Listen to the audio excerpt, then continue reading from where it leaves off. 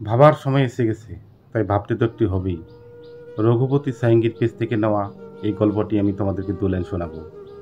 Venezuela নামে একটি রাষ্ট্র ছিলেন। সেই রাষ্ট্রটি ছিলেন ধনী রাষ্ট্র। সেখানে প্রচুর পরিমাণে খনিজ সম্পদ, খনিজ তেল পাওয়া যায়। এই খনিজ সম্পদের জন্য বিশ্বের অন্যতম রাষ্ট্র ভেনিজুয়েলা। ভেনিজুয়েলার 88% মানুষ শহরে বাস করতেন, তাই সেটাকে শহুরে রাষ্ট্র বলা হয়। সেই রাষ্ট্রে কোনো কিছুরই অভাব ছিলেন না। কোনো এক সময় হুগো নামে এক সমাজবাদী মানুষ সে রাষ্ট্রের রাষ্ট্রপতি হলেন। রাষ্ট্রপতি হয়ে তিনি মনে মনে ভাবতে লাগলেন, এই রাষ্ট্রে কি করে বেশি দিন রাজত্ব করা যায়।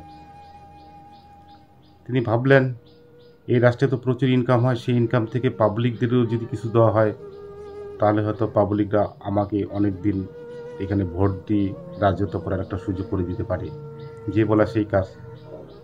তিনি পাবলিকদের ডেকে একদিন সমাবেশ শুরু করলেন। সমাবেশে বললেন, এই রাষ্ট্রে প্রচুর ইনকাম হয়, এই ইনকাম তো সরকারের এত লাগে না, তাই এখান থেকে তোমাদেরও কিছু আমি প্রদান করব, এখানে তোমাদেরও উপভোগ করার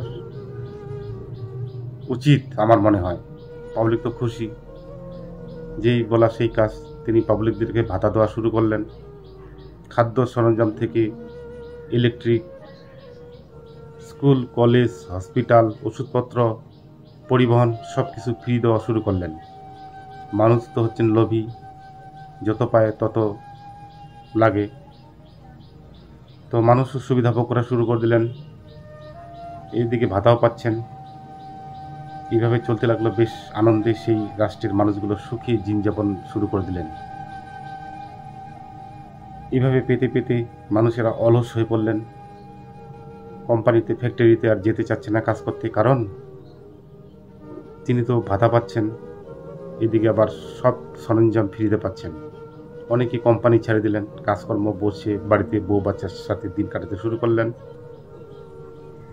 এইভাবে কয়েক জেনারেশন চলতে লাগলো। কয়েক জেনারেশন বলতে কি, কয়েক বছর চলতে লাগলো।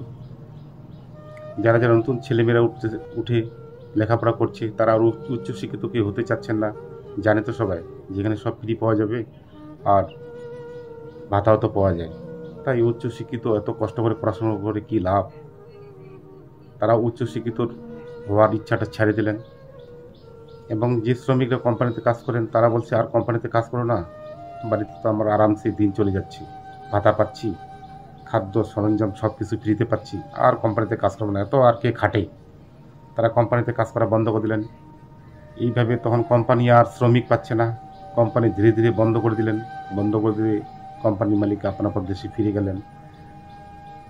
যারা 10,000 টাকা দামের মাইনের কাজ করতেন, তারা যদি 3-4 হাজার টাকা ভাতা পায়, বাড়িতে বসে সব কিছু ফ্রিতে পায়, তারা কি কষ্ট করে সেই কাজটি আর করবেন? তারা সেই কাজটি ছেড়ে দিলেন। বাড়িতে বসে আরামসে পরিবারের সাথে সংসার করতে শুরু করলেন, আনন্দের দিন কাটানো শুরু করলেন। কোথাও গেলে গাড়ি ফ্রি, এখান থেকে ওখানে গেলে কোনো ভাড়া লাগে না, রান্না করার জন্য গ্যাস পাচ্ছে, সব ফ্রিতেই পাচ্ছেন। তাহলে এত কিছু খেটে কি লাভ? বাড়ির ফ্যামিলির সাথে কাটানোটাই ভালো। এইভাবে মানুষ অলস হয়ে পড়লেন। অলস হতে হতে হতে এমন অলস হয়ে পড়লেন, মানুষেরা আর কাজকর্মকে ভুলে গেলেন।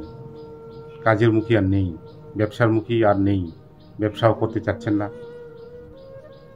এরকম চলতে চলতে চলতে চলতে হঠাৎ এক সময় খনিজ সম্পদ ফুরিয়ে গেলেন সে রাষ্ট্রে।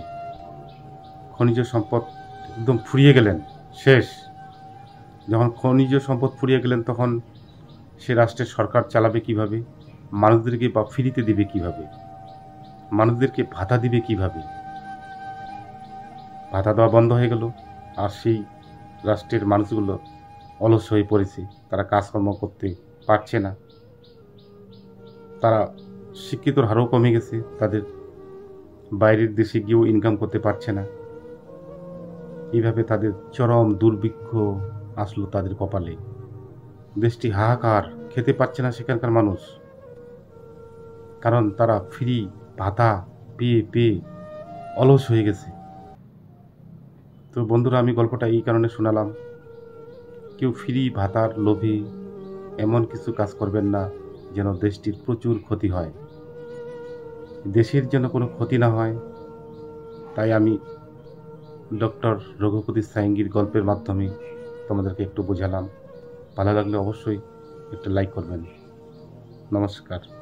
ভাবার সময় এসে গেছে, ভাবতে তো হবেই। প্রিয় বন্ধুরা, কি বলেন আপনারা?